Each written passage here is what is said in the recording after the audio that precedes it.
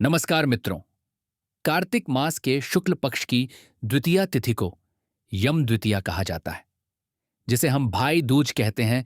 वही यह पवित्र पर्व है। मित्रों, क्या आपको मालूम है, पद्म पुराण में ऐसा लिखा है कि यम द्वितीया के दिन किसी भी पुरुष को स्वयं अपने घर में भोजन नहीं करना चाहिए। उसे इस दिन अपनी बहन के घर जाकर ही अन्न ग्रहण करना चाहिए। इतना ही नहीं, प्राचीन काल में राजा महाराजा भी भयंकर अपराध करने वाले कैदियों को इस दिन एक दिन की छुट्टी दे दिया करते थे, ताकि वे अपनी बहन के घर जाकर उसके हाथ का बना भोजन खा सकें। इतना पवित्र दिन है यह यमद्वितीया का त्योहार। हाँ मित्रों, इस दिन बहन द्वारा प्रेम से अपने भाई को भोजन कराना अत्यंत शुभ माना जाता है।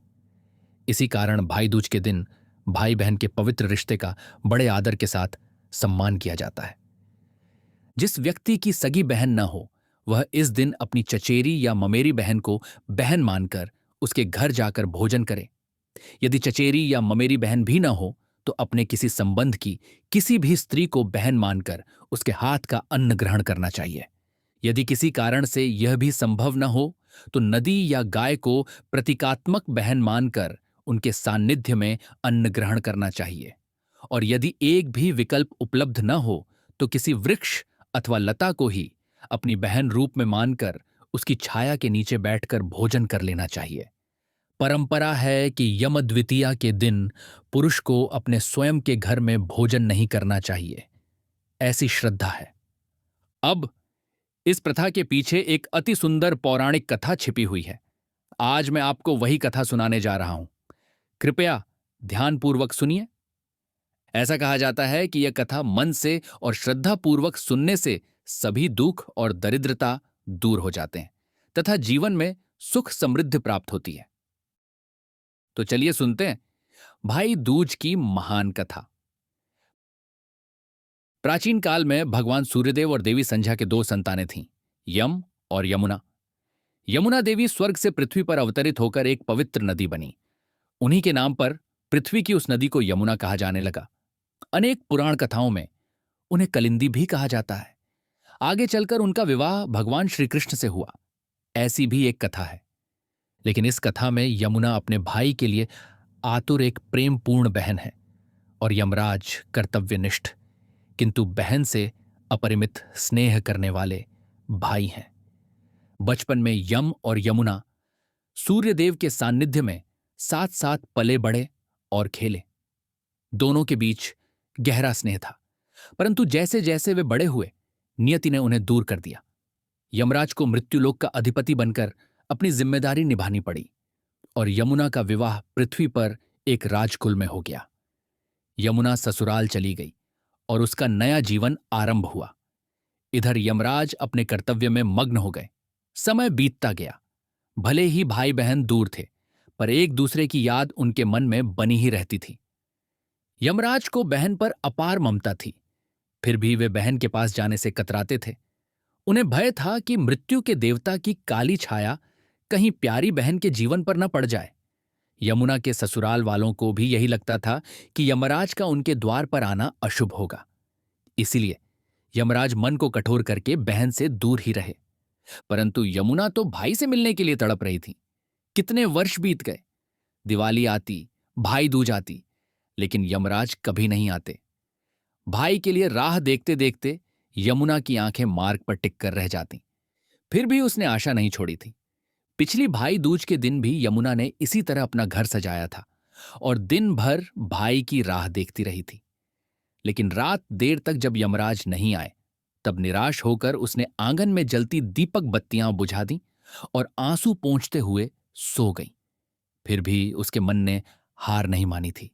इस वर्ष तो उसका संकल्प और भी दृढ़ हो चुका था। यमुना बार बार दूतों के माध्यम से भाई को घर आने के संदेश भेजती रहती थी।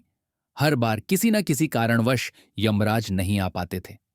अंततः एक वर्ष कार्तिक शुक्ल द्वितीया के दिन यमुना ने मन ही मन ठान लिया, इस बार चाहे कुछ भी हो जाए, मुझे अपने भाई का दर्शन चाहिए ही।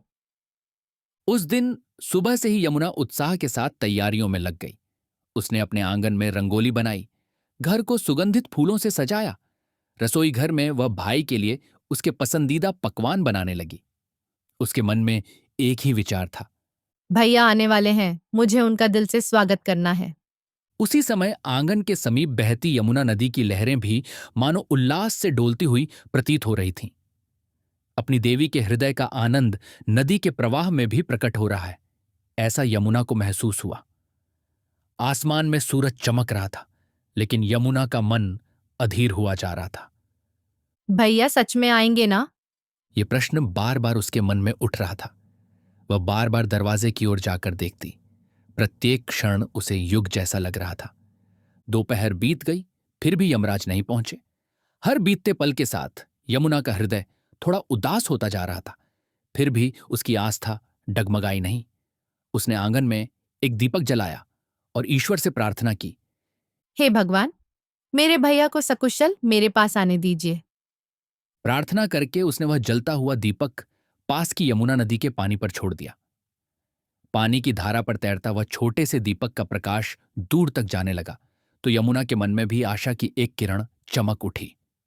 उधर यमलोक में उस दिन कुछ अलग ही हो रहा था। यमराज अपने सिंहासन पर बैठे थे। सामने अनेकों प्राणियों के जीवन के हिसाब किताब रखे थे, लेकिन आज उनका मन काम में बिल्कुल नहीं लग रहा था। उन्हें बार बार अपनी बहन की याद आ रही थी। क्षण भर के लिए यमराज अतीत में खो गए। सूर्यदेव के भवन में उनके साथ दौड़ती हुई, दादा दादा कहते पीछे आने वाली वह नन्ही यमुना उनकी निगाहों के सामने आ गई। बचपन की बहन की स्मृति ने उनका कठोर हृदय आज नरम कर दिया। सामने रखे लेखे जोखे धुंधले दिखाई देने लगे और उनकी आंखों में बहन के स्नेह की तड़प चमकने लगी। आखिर अचानक यमराज उठकर खड़े हो गए। पास खड़े चित्रगुप्त ने आश्चर्य से पूछा, महाराज, इतनी अचानक आप कहां चल दिए? यमराज ने तुरंत अपने काल व्याघ्र काल भैरव भैंसे को सज्ज करने की आज्ञा दी। वे दृढ़ स्वर में बोले, आज मेरी लाडली बहन यमुना उत्सुकता से मुझे मिलने की राह देख रही है। उसके प्रेम निमंत्रण को मैं और अधिक समय तक अस्वीकार नहीं कर सकता। चित्रगुप्त चिंतित होकर बोले, पर राजन, आज असंख्य जीव अपने अंतिम क्षण की प्रतीक्षा में हैं। आपके यहां न रहने पर उनकी आत्माओं का क्या होगा? यमराज ने हाथ के इशारे से उन्हें रोक दिया। गंभीर किंतु शांत स्वर में वे बोले, आज मैं किसी का भी प्राण नहीं हरूंगा। आज एक भाई को अपनी बहन का प्रेम सहेजने दो। मेरी अनुपस्थिति में किसी भी प्राणी का अनिष्ट न हो, इसका ध्यान तुम रखना। चित्रगुप्त ने सिर हिलाकर आज्ञा स्वीकार की। यमराज अपने काले भैंसे पर सवार हो गए और कुछ ही क्षणों में यमलोक का द्वार लांघकर पृथ्वी की ओर प्रस्थान कर गए। इधर यमुना अब भी द्वार पर निगाह लगाए बैठी थी। संध्या का समय निकट आने लगा तो यमुना का मन धीरे धीरे निराश होने लगा। शायद भैया नहीं आएंगे, ऐसा विचार क्षण भर को उसके मन में आया। वह उदास होने लगी थी। इतने में दूर सड़क पर उसे धूल का एक गुब्बार उठता नजर आया। एक पल को यमुना का दिल जोर से धड़का। उसे दूर एक काली आकृति आती दिखाई दी। वह आकृति जैसे जैसे पास आने लगी, भैंसे पर सवार उसका भाई अब स्पष्ट दिखाई देने लगा। यमराज काले वस्त्रों में, सिर पर रत्न जड़ित मुकुट धारण किए, हाथ में कालदंड लिए आ रहे थे। प्रथम दृष्टि में उस भव्य रूप के दर्शन से किसी का भी कलेजा दहल जाए, ऐसा दृश्य था वह। लेकिन यमुना को उस तेजस्वी मुख में अपने प्यारे भैया का स्नेहमय रूप नजर आया और उसके चेहरे पर आनंद छा गया। भैया! यमुना के मुंह से आनंद का उद्गार निकला। एक क्षण को उसे विश्वास ही नहीं हुआ। वह संभल पाती इससे पहले यमराज ने अपने भैंसे की लगाम खींचकर उसे रोक लिया और घर के सामने उतर गए। यमुना खुशी से द्वार की ओर दौड़ी। उसने देखा उनका बड़ा भाई यमराज सामने खड़ा है। बहन को देखकर यमराज भी मुस्कुरा उठे। कुछ क्षण दोनों दरवाजे पर निशब्द खड़े रहे। दोनों की आंखों से हर्ष के आंसू छलक पड़े। यमुना ने झुककर भाई को नमस्कार किया। यमराज ने स्नेहपूर्वक उसके सिर पर हाथ रखा। यमुना के ससुराल वालों ने अपने द्वार पर यमदेव को देखा तो पहले भय से एक कदम पीछे हट गए। मृत्यु के देवता के आने की खबर सुनते ही उनके हाथ पांव कांपने लगे। लेकिन अगले ही क्षण उन्होंने देखा कि यमुना भाई के चरणों में प्रणाम कर रही है और यमराज प्रेम से उसे आशीष दे रहे हैं। यह दृश्य देखकर घर वालों के हृदय से भय का बादल धीरे धीरे छूट गया। यमुना के ससुर सावधानी से आगे बढ़े। यमराज को प्रणाम किया और आदरपूर्वक उन्हें घर के भीतर आमंत्रित किया। यमुना तुरंत संभली और घर से पानी का लोटा ले आई। उसने श्रद्धा भाव से यमराज के पैरों पर जल उड़ेलकर उनके चरण धोए। भाई को उसने देवता समान मानकर यह चरण अभिषेक किया। चरण धोने का वह जल घर के आंगन में बह रहा था और उसी पल यमुना का हृदय आनंद से भर आया था। अंदर आइए भैया, भीतर आइए। यमुना ने प्रेम से कहा। उसने ओसारे बरामदे में चौकी बिछाकर भाई के आसन का प्रबंध किया। यमराज ने भी बहन का मान रखते हुए उस आसन पर स्थान ग्रहण किया। यमुना ने पहले से ही आरती उतारने की तैयारी कर रखी थी। थाल में कुंकुम, अक्षत, लड्डू और एक प्रज्वलित दीपक सजाकर तैयार था। उसने दोनों हाथों से थाली उठाई, भाई के सामने खड़ी हुई और प्रेम पूर्वक उनके माथे पर कुंकुम का तिलक लगाया। फिर कांपते हाथों से दीपक घुमाते हुए भाई की आरती उतारी। भैया, इतने वर्षों बाद आप आए? यमुना भाव विभोर स्वर में बोली। उसकी आंखें खुशी और दुख की मिलीजुली भावनाओं से भरी थीं। यमराज कोमल स्वर में बोले, मुझे क्षमा करना यमुना, इतने साल आ नहीं सका, लेकिन ये समझ लो कि एक पल के लिए भी मैं तुम्हें भूला नहीं था। यमुना ने आंसू पोंछकर मुस्कुराते हुए कहा, मैं जानती हूं भैया, तुम्हारा कर्तव्य तुम्हें रोक रहा था, लेकिन मेरे लिए तुम सदा मेरे प्यारे भैया ही रहोगे। मृत्यु के देवता से बढ़कर तुम मेरे रक्षक हो, यह मैं भली भांति जानती हूं। यमराज ने सराहना भरी दृष्टि से अपनी बहन को देखा। इतने में रसोई घर से स्वादिष्ट सुवास बाहर आई और यमराज को ध्यान आया कि उन्हें कब से भूख लगी है। उन्होंने बात बदलते हुए हंसकर पूछा, यमुना, आहा, इस लज्जिज खुशबू ने तो पेट में चूहे दौड़ाने शुरू कर दिए हैं। क्या मुझे अपने हाथ के बने भोजन का स्वाद नहीं चखाओगी? यमुना खिलखिलाकर हंस पड़ी। वह तुरंत रसोई में दौड़ गई और कुछ ही पलों में स्वादिष्ट व्यंजनों से भरी थाली लेकर आ गई। आंगन में ही साफ चटाई बिछाकर उसने सुंदर पत्तल पर भोजन परोसा। थाली में सुगंधित वरण भात, दाल चावल, गर्मागर्म पूरणपोली, फूल के फूली हुई रोटियां और सब्जी, खमंग, करारी, पकौड़ी, मीठी खीर और लड्डू पेड़े भी थे। इतने सारे व्यंजन देखकर यमराज चकित हो गए। वाह, मेरे लिए इतना सब कुछ? उन्होंने स्नेह से कहा। यमुना हंसकर बोली, तुम्हें पसंद है, इसलिए खास तौर पर बनाए हैं भैया। आइए, बैठिए, मैं परोसती हूं। यमराज पाटे पर बैठ गए। यमुना ने पानी से भाई के हाथ धुलवाए, फिर बचपन की तरह जिद करके बोली, पहला कौर मैं खिलाऊंगी। उसने एक पूरणपोली का छोटा सा टुकड़ा तोड़कर घी में डुबोया और उस पर थोड़ी सब्जी रखकर कौर बनाया। प्रेम से वह कौर भाई के मुंह के पास ले गई। यमराज हल्के से मुस्कुराकर वह कौर मुंह में ले लेते हैं। पहले ही ग्रास के साथ उनके चेहरे पर संतोष फैल गया। आहा, तुम्हारे हाथ का अन्न तो अमृत है। वे आनंदित होकर बोले। यह सुनते ही यमुना का हृदय प्रसन्नता से भर उठा। उसने खुश होकर भाई को एक और कौर खिलाया। कैसा लगा आपको मेरे हाथ के भोजन का स्वाद? अच्छा लगा ना भैया? वह भावुक होकर पूछने लगी। अच्छा लगा क्या? बहुत ही स्वादिष्ट लगा। यमराज हंसते हुए और भोजन लेने लगे। कितने वर्षों बाद उन्हें प्रेम से परोसा हुआ घर का भोजन चखने को मिला था। यमुना आंखें भरकर भाई को तृप्ति से खाते देख रही थी। आज उसका सपना सच हो रहा था। भोजन समाप्त होने को आया तो यमुना पीतल के ताम्हन, बड़े बर्तन में पानी लाकर भाई को दिया। यमराज ने हाथ धोकर तृप्त मन से डकार ली। यमुना, इतना स्वादिष्ट भोजन मैंने कभी नहीं चखा था। मेरी बहन इतनी उत्तम रसोइया है। अगर मृत्यु लोक के लोगों को यह मालूम होता तो रोज तेरे हाथ के 2 कौर खाने के लिए सब मरने को तैयार हो जाते। आखिरी वाक्य बोलते हुए यमराज खुद जोर से हंसे और यमुना भी हंस पड़ी।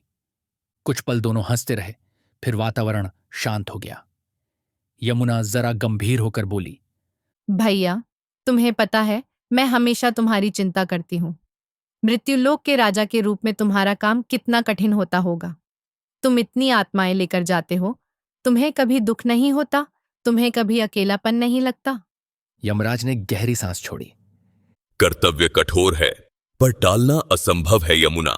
लोगों के जीवन का अंत करते समय मेरे हृदय पर भी घाव बनते हैं, लेकिन आज तुम्हारा प्रेम देखकर मुझे इन सभी घावों पर मानो मरहम मिल गया है। वे हल्की आवाज में बोले।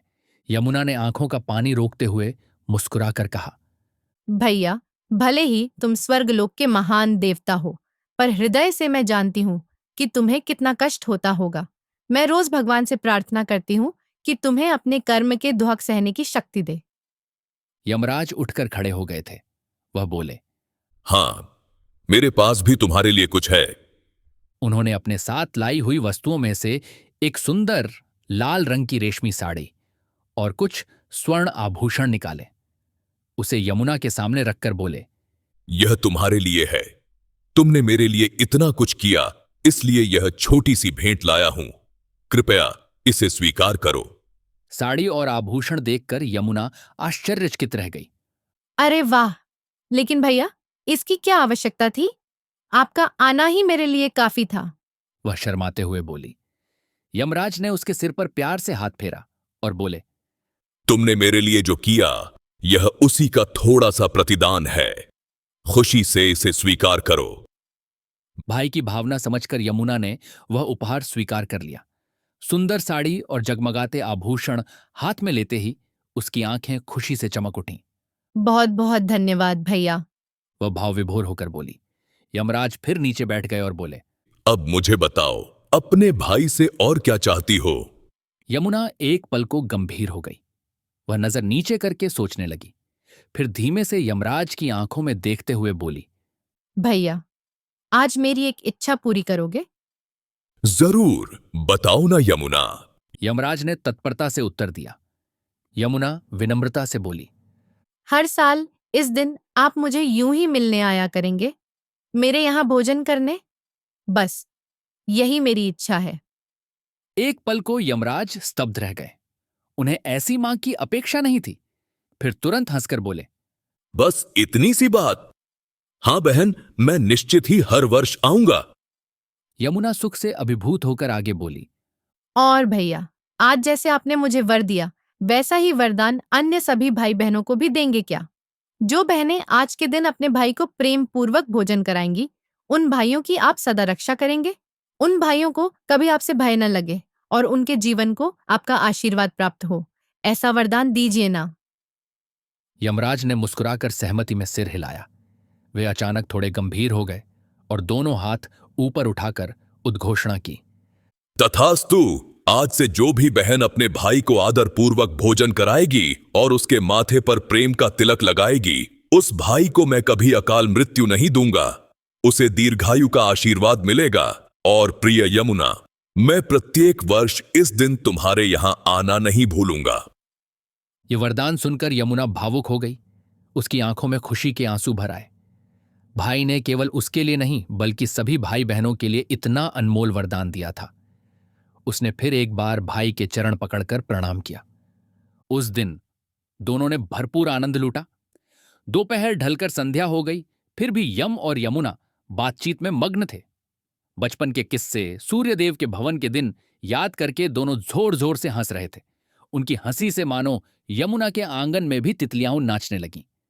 सूर्य पश्चिम दिशा में झुकने लगा तो यमराज थोड़े शांत हुए।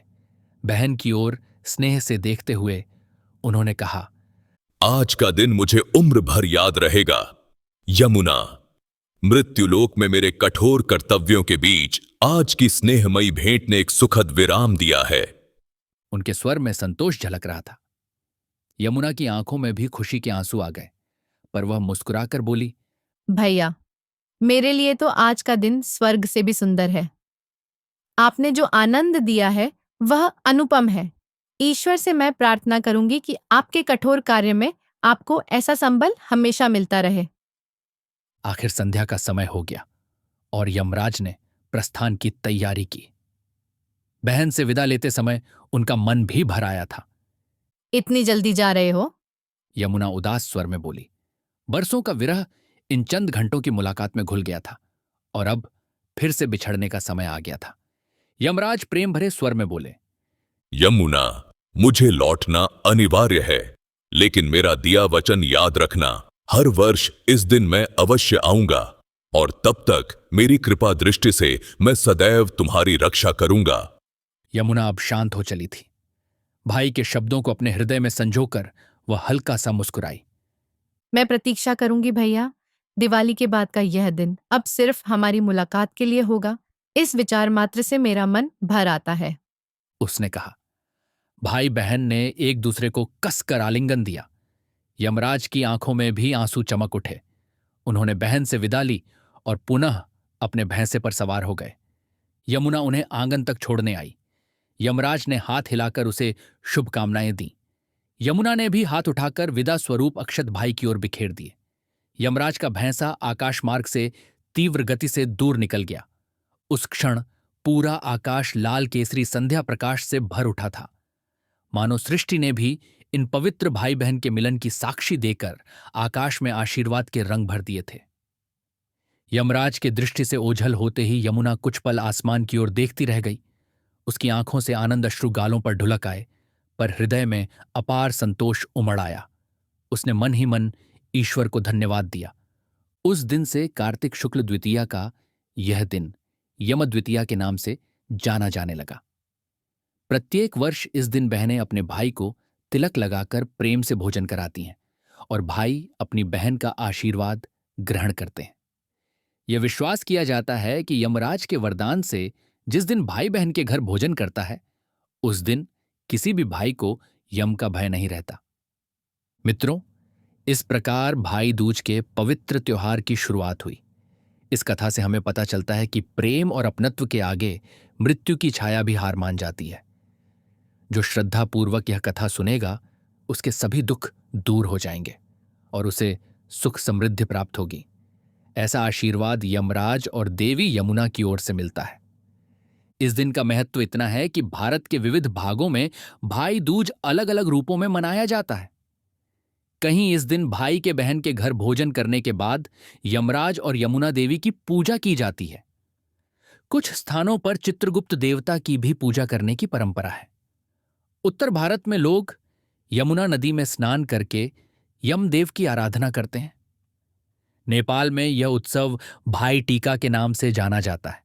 नाम भले अलग हों, पर उद्देश्य एक ही है, भाई बहनों के निर्मल प्रेम का सम्मान और उनके दीर्घायु होने की शुभकामनाएं। तो मित्रों, यदि आपको यह कथा अच्छी लगी हो तो इसे लाइक करें और अपने मित्रों के साथ साझा करें। कमेंट में बताना न भूलें कि आपको कहानी कैसी लगी, और ऐसी ही और सुंदर कथाएं सुनने के लिए हमारे चैनल को सब्सक्राइब करना न भूलें।